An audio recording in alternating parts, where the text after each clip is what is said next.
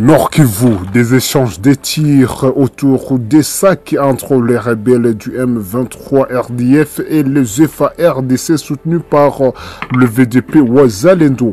Deux affrontements ont éclaté la journée du dimanche 17 novembre entre les rebelles du M23 RDF et les forces loyalistes soutenues par les Ouazalendo dans la cité des sacs. Nous sommes dans le groupement Kamuronza, principalement au territoire des Massissi, c'est dans la province du Nord Kivu, à l'est de la République démocratique du Congo. Selon les sources locales contactées par les médias en ligne, le Volcanews.net, les combats ont été lancés par les rebelles du 23 RDF qui ont attaqué les positions des forces armées de la République démocratique du Congo à partir de leur base de Vunano, située près de Ruyange, autour de la cité d'Essake, un groupement Kamuronza, toujours en territoire des Massissi. Les sources poursuivent que l'attaque a débuté entre 12h et 13h avant une nouvelle offensive, peu avant une nouvelle vague de combat entre 17h50 et 18h50 de la soirée. En réponse, les forces loyalistes ont réagi vigoureusement, affirmant leur engagement à défendre l'intégrité territoriale. Nous ne permettrons pas à l'ennemi de prendre le contrôle de nos positions, a indiqué un commandant des FARDC, selon toujours les propos d'immédiat le Volcanews.net. Bien que certaines sources locales aient évoqué une accalmie relative avant l'escalade de ce dimanche, les autorités restent sur le garde et n'excluent pas d'autres affrontements dans les jours à venir. José Bonvagato depuis Nord Kivu. Comme vous le savez, la justice est un transversale. Et nous avons voulu faire participer tout le monde. Contrairement aux États généraux de 2015, où des élites s'étaient rassemblées, réunies à Zongo pour réfléchir à la place du peuple. Nous avons voulu associer en amont, tout comme en aval, le peuple congolais dans toute sa diversité.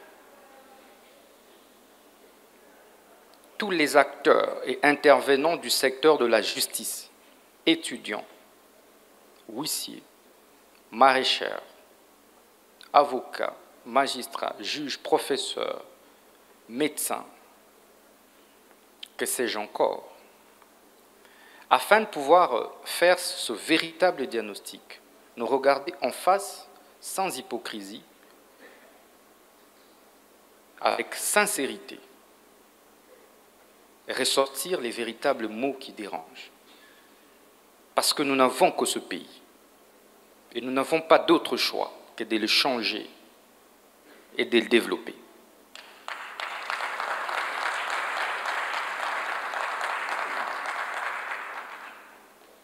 Nous avons opté pour la méthode participative. C'est une méthode, comme tant d'autres. Et c'est ce qui a donné de la vitalité au débat. Et c'est cela la démocratie.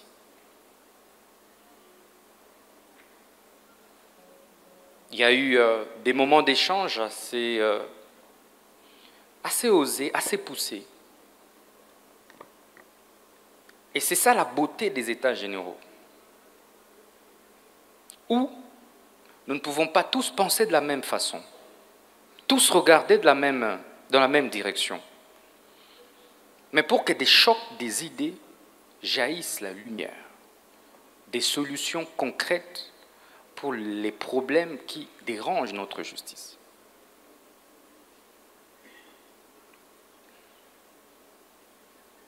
Je peux vous rassurer que Son Excellence, Monsieur le Président de la République, chef de l'État et magistrat suprême, est très satisfait du format du travail, est très satisfait de l'inclusivité des travaux. C'est cela la transparence. Donc vous n'allez plus dire que des gens se sont réunis pour boutiquer. Magistrats, juges, avocats, huissiers, greffiers, APJ, IPJ, tout le monde a parlé. Je dis bien tout le monde a parlé. Tout le monde a parlé.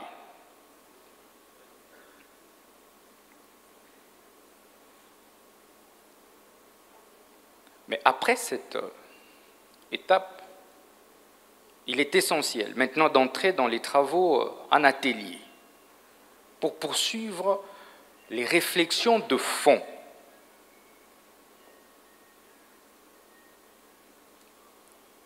Pour déboucher sur des solutions consensuelles, sinon concertées, sur les réformes qu'il faudra mener à l'issue de ces États généraux. Je vous invite donc à pouvoir, plus que jamais, vous engager une fois de plus dans les travaux en atelier qui vont commencer tout de suite et maintenant et qui vont durer 48 à 72 heures parce que nous accordons autant de l'importance à ces travaux.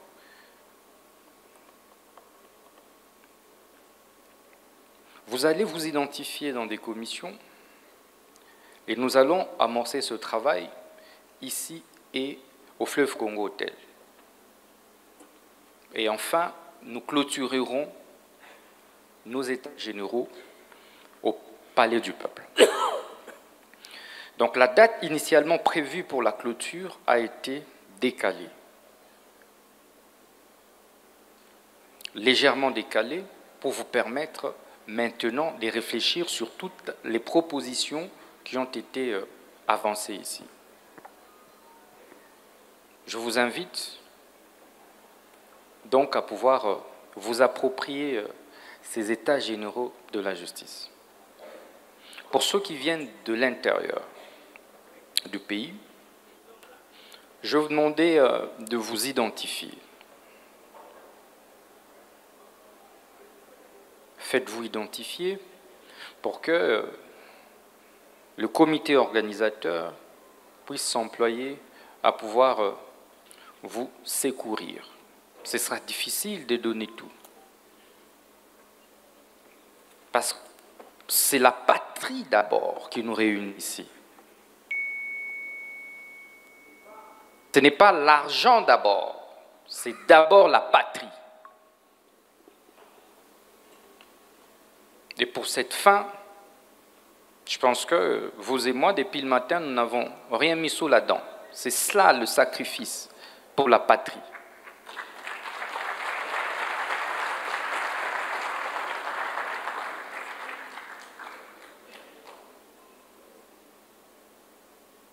Si nous avions attendu avoir des millions pour organiser ces États généraux, nous n'allions jamais les organiser.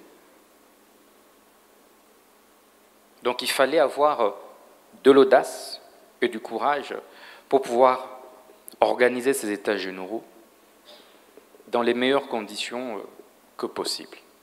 Donc je demande votre indulgence pour éventuellement la modicité de la prise en charge.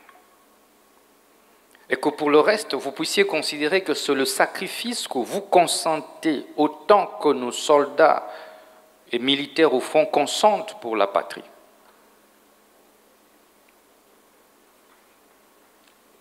Donc sacrifions-nous pour la République. Et pour des revendications liées à la participation, n'hésitez pas de nous approcher. Nous sommes vos serviteurs. Le ministre est l'esclave de la population.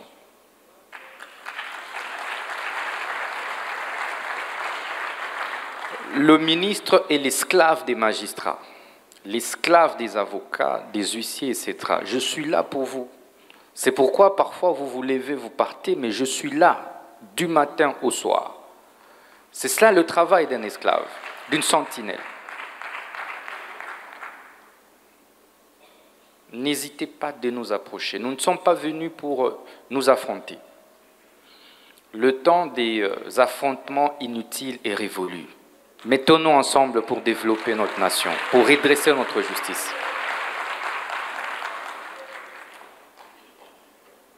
C'est un cadre d'échange. Donc s'il y a des incompréhensions, nous devons nous retrouver pour pouvoir discuter et trouver des solutions à ces incompréhensions. Et ceci va nous permettre de sortir d'ici avec une nouvelle image de notre justice. Mais je peux vous rassurer, la détermination et l'engagement du chef de l'État et magistrat suprême pour redresser la justice dans tous les sens. Comme il a dit, de gré ou de force, cette justice sera guérie. Et il ne faudrait pas que vous vous sentiez concerné, touché. J'ai aimé, il y a plusieurs fois, vous avez indexé les politiques que je suis dans toutes vos interventions. Plusieurs fois, les participants ont indexé le ministre de la Justice aussi. On a indexé le gouvernement auquel j'appartiens. Mais si je dois considérer cela comme des attaques personnelles, alors ce sera difficile de donner le meilleur de moi pour trouver des solutions aux problèmes qui se posent en réalité. Donc nous devons dépassionner le débat, dépersonnaliser le débat pour parvenir à la vraie thérapie qu'il faudra administrer pour notre bonne justice. Il ne faudrait donc pas ici, même en travaux au niveau des ateliers, nous jeter des responsabilités. Nous n'en sommes plus là. Donc au niveau des ateliers, je vous prie de pouvoir aller sur des propositions, de manière froide, de manière sereine, sans état d'âme. Comment est gérée la carrière des magistrats et juges, les promotions, comment est la prise en charge des juges et des magistrats, comment faire pour pouvoir améliorer leurs conditions, les avocats, comment pour régler toutes les incongruités dans la nouvelle loi, et les avocats véreux, comment faire pour les nettoyer, pour les extirper des barreaux, les huissiers des justices. Comment faire pour nettoyer ces corps des huissiers? Les greffiers, comment faire pour améliorer les conditions de vie des greffiers qui souffrent énormément? Un greffier vous travaille plus que plus d'un des acteurs de la justice. Mais on l'oublie. Comment on fait pour que ce greffier qui est à Sekebanza, qui est à Lubao, qui est à Kisangani, soit pris en charge considérablement par l'État? Donc, allons vers des solutions. Allons vers des propositions concrètes. Ceci va nous permettre de sortir d'ici avec des résolutions qui seront mises en application. Je peux vous rassurer aussi que nous ne sommes pas venus ici pour parler changement, constitution, révision, constitution. Non, pas du tout. Donc, des manières vraiment... de manière superficielle, certains, évidemment, ont parlé de cela. C'est pour des questions qui concernent le fonctionnement de la justice. Je crois que c'est clair. Qu'on disait, si réforme il y a, et chaque acteur l'a dit, ça peut toucher aux lois, ça peut toucher aux décrets, aux arrêtés, ça peut toucher aussi à la Constitution. Il ne faudrait pas qu'on sorte d'ici comme si ça a été une assemblée constituante. Ça n'est pas une assemblée constituante.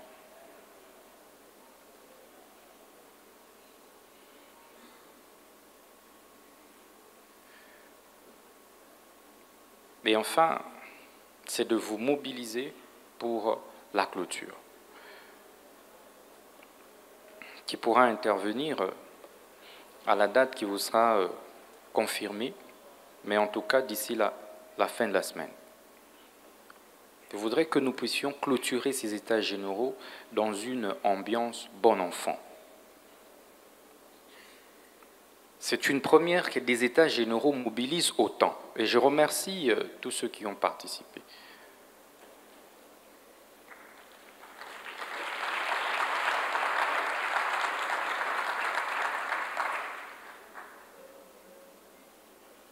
Parce que normalement, vous avez dû abandonner vos multiples charges pour venir réfléchir, participer à la refondation de notre justice. Nous sommes en train, vous et nous, de refonder notre justice. C'est cela la vérité. Et cette refondation passe par vous. Vous êtes donc les héros de cette nouvelle justice en phase de refondation. Il faudrait qu'au sortir de ces assises, que vous et moi, nous ne puissions plus nous plaindre de la distribution de notre justice. Et c'est pourquoi nous allons veiller à mettre en place un comité de suivi et évaluation qui va intégrer tout le monde, toutes les parties prenantes, lequel comité aura pour vocation d'évaluer et de suivre l'exécution de chaque recommandation, pour nous assurer que chacune de vos recommandations soit exécutée. Parce qu'une chose est de réfléchir, de pondre des recommandations, une autre est de pouvoir les exécuter. Et ensemble, main dans la main, nous allons travailler pour pouvoir arriver à l'exécution de toutes les recommandations qui sont reprises au niveau des conclusions de ces États généraux. Donc, sereinement, dans la tranquillité, j'ai reçu vos plaintes, faites-vous enregistrer, ne vous plaignez pas, sachez que nous sommes en train de nous sacrifier, nous tous, mais le peu de moyens mis à la disposition de l'organisation, nous allons nous assurer qu'il vous soit aussi distribué.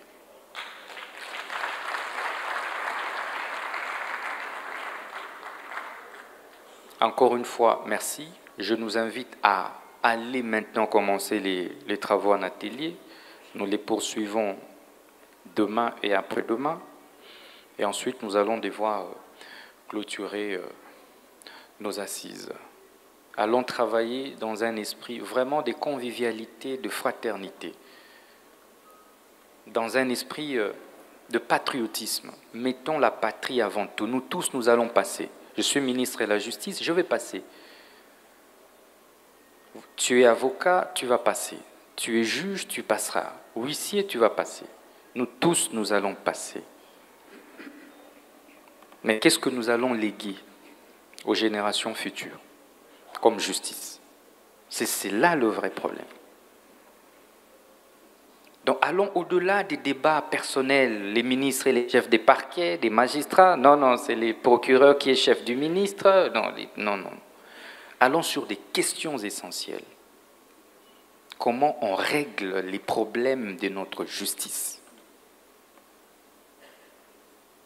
de manière impersonnelle.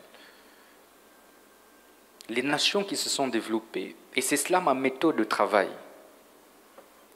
Ma méthode de travail est simple. Je pose des diagnostics clairs. Ça, c'est la malaria. Quels sont les produits qu'il faut administrer pour guérir la malaria? Il ne faut pas passer par des contournements. Ça, c'est la malaria, il faut la guérir. Et c'est tel produit qui est adapté pour la malaria. Vous n'allez pas commencer à chipoter. Non, c'est ça qui a détruit l'Afrique. Un diagnostic clair vous donne aussi une solution claire. Et vous avez la guérison. C'est ça les résultats. Mais lorsque vous faites mal votre diagnostic, ou qu'alors vous faites bien les diagnostics, mais vous biaisez les solutions, vous refusez de citer le problème, vous refusez de citer la vraie solution pour des raisons et des intérêts mesquins et personnels, alors vous avez tapé à côté du tout. Et nous allons continuer à tourner en rond, des états généraux en états généraux. Donc ayons le courage, plus que jamais, de pouvoir nous lever. Réveillons-nous, Je disais, en Afrique de l'Ouest, vous avez des jeunes comme nous. Mais nous tous ici, nous applaudissons. Nous avons Ousmane Sonko sur nos téléphones. Nous avons Ibrahim Traoré de Burkina Faso sur nos téléphones. Mais Traoré à mon âge. Nous avons le même âge. Pourquoi ne ferais-je pas mieux pour que je sois aussi applaudi par les jeunes Congolais, par les magistrats congolais, par les avocats congolais? Il faut avoir de l'ambition. C'est quand on a l'ambition qu'on fait mieux. Quand on n'a pas d'ambition, on ne peut pas gouverner. On ne peut pas diriger. Et j'aimerais que chacun d'entre vous puisse s'interpeller. Comment nous pouvons faire pour que nous soyons aussi de modèles là où nous sommes? Il y a des meilleurs magistrats, des meilleurs juges que je connais. Moi-même, je suis fils d'un magistrat. Mon père retraité magistrat, mais sans aucune maison, après 40 ans. Un haut magistrat, connu. Parce qu'il était intègre. Il y a aussi autant d'avocats intègres que l'on connaît. Tu vois, dans la salle, des meilleurs juges et magistrats. J'ai gagné beaucoup de procès ici, à Kinshasa, sans avoir rien donné à un juge ou un magistrat. Beaucoup de procès. Ça veut dire qu'il y en a des bons et des meilleurs. Les avocats, la même chose, les huissiers. Mais faisons en sorte de nous débarrasser des réseaux mafieux. Parce que dans chacune de ces corporations, il y a des mafieux. Et ce sont eux qui ont détruit notre système. Parce que nous n'avons pas voulu regarder ça en face. Les meilleurs se taisent et parfois laissent la place aux médiocres. Pourtant, les meilleurs, pourtant les honnêtes sont nombreux.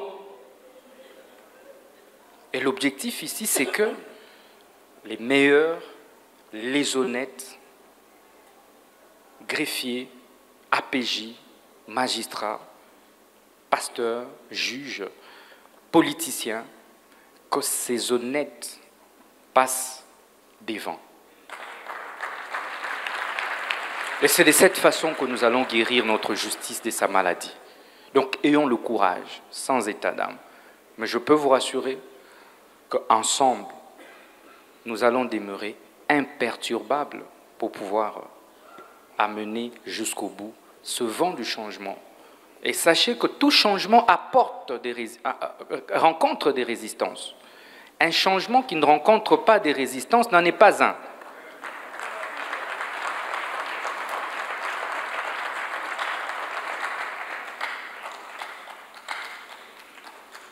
Des réformes qui n'apportent pas des résistances n'en sont pas une. Ça veut dire que c'est des fausses réformes.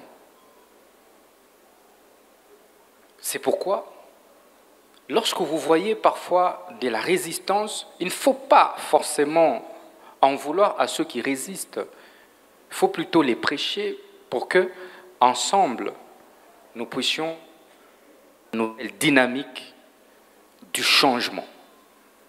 Le changement de notre système judiciaire, la guérison de notre justice, c'est maintenant, pas demain, c'est maintenant, aujourd'hui et maintenant. Il en va de l'avenir de notre pays. Voilà, mesdames et messieurs, distingués orateurs, l'appel au patriotisme que je voulais vous lancer. Tous passeront, mais il ne faudrait pas que nous puissions laisser cette nation comme nos parents nous ont laissés.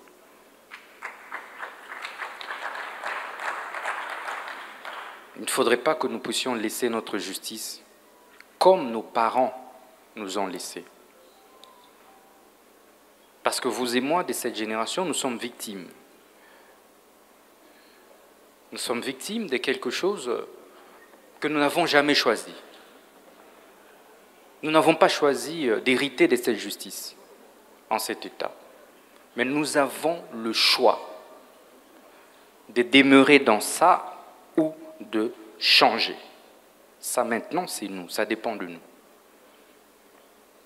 Donc mobilisons-nous, levons-nous pour que, ensemble, nous puissions redonner de l'espoir, recréer la confiance entre le peuple et la justice.